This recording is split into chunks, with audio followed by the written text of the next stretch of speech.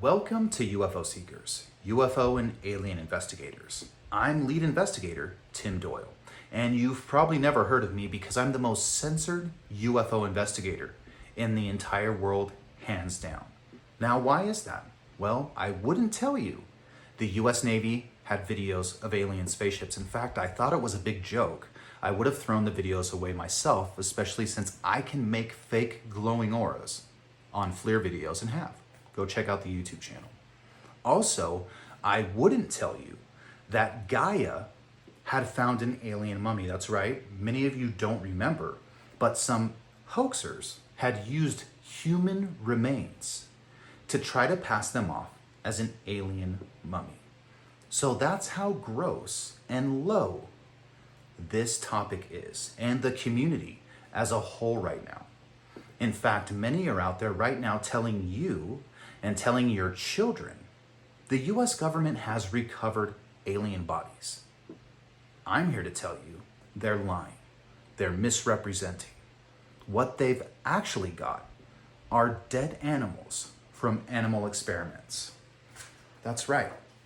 From a capsule similar to this, what you're looking at is a biosatellite. And inside, you can see a monkey here.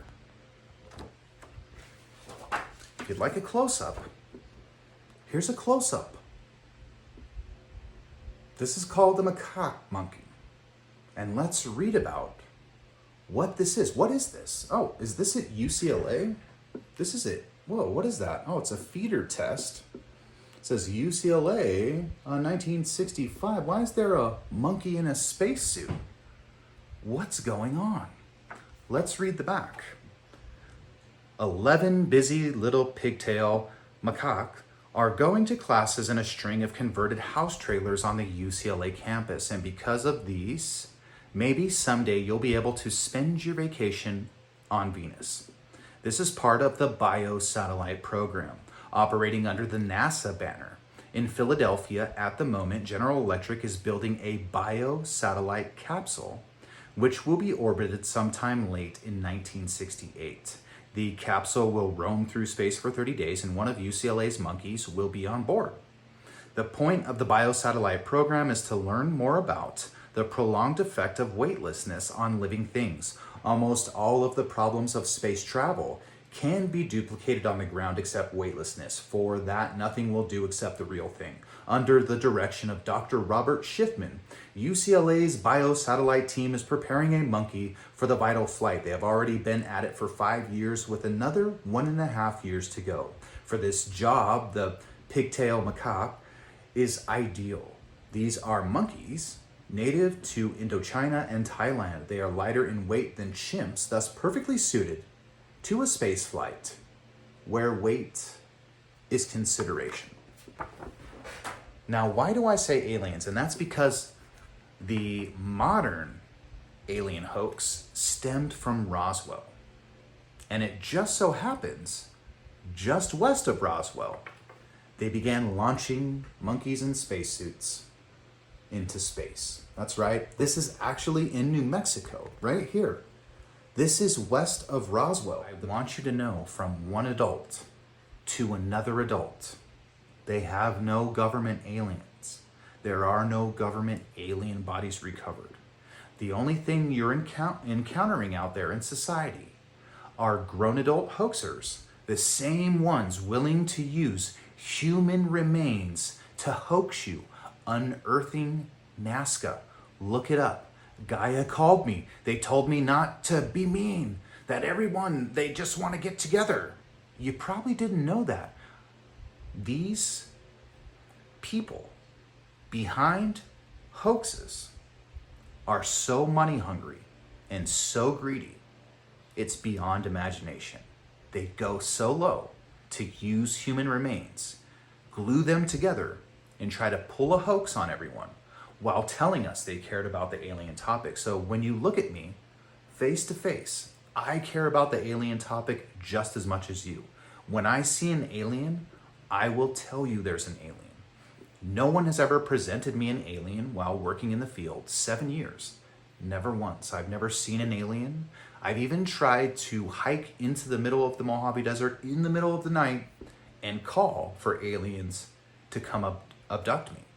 But still, no evidence of the extraterrestrials has been presented to me. So I want you to imagine yourself. You're in New Mexico. You see something fall out of the sky. You come across an object, a crash site in the late 1940s. You've never even seen space travel. You've never even seen a rocket. And you're standing upon a crash site with a rocket, Aerobee. This is what they launched monkeys with in New Mexico. This is an authentic picture. This is really one of the launches in New Mexico, right here. And coming across a monkey in a spacesuit. Never having seen Planet of the Apes. Never knowing if there were Martians on Mars, because that's what people thought back then. They didn't say aliens, they said Martians. Because everyone thought the aliens lived on Mars. And if there were aliens, they were Martians out there living on Mars. So that's what I see when looking at this biological payload story. I literally see people using dead animals from animal experiments like the biosatellite program and using recovered animals because many never came back alive, friends. In fact, biosatellite 1, they never found it. So look at me in my eyes. I never found an alien. These adults are using dead animals from animal experiments as recovered aliens. They're finding a foreign military who had launched something with animals on American soil. They find it and recover an animal, or it's one of our animals which we launched into many programs, many of which we don't even know about. And they find this UFO object with a biological payload. Here we have a group of individuals. You can see them in a cornfield. You can see a spherical ball that they've opened up. What's inside? A biological payload. This looks just like Men in Black, right? You have a bunch of people driving to the middle of a farm, recovering a biological payload out of an unknown object. Imagine being the farmer on that farm and seeing this payload come down, and then you actually opened it. So let's read real quick. This says 1955, Wilmar, Minnesota, officials at Air Force balloon tests found their apparatus undamaged in a cornfield west of here Monday night, September 12th. Examining the contents of the balloon's gondola are, they're giving names, someone from the Air Force Institute of Pathology, that one's hard to read, an assistant named Erwin Lebish, Major Davis Simmons. You should know Simmons.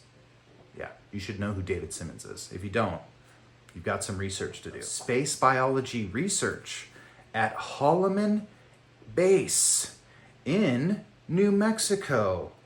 And blah, blah, blah, who's making the test. It has this guy's name, Otto Winzen, who was making the test under government contract.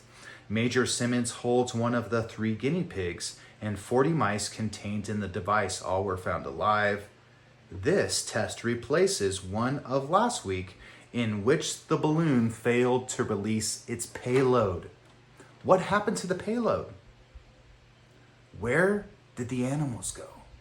Not only are they disgracing their memory, they're actually using them in hoaxes to make money. So let's look right here. What is this nickel I have here next to Mr. Friedman?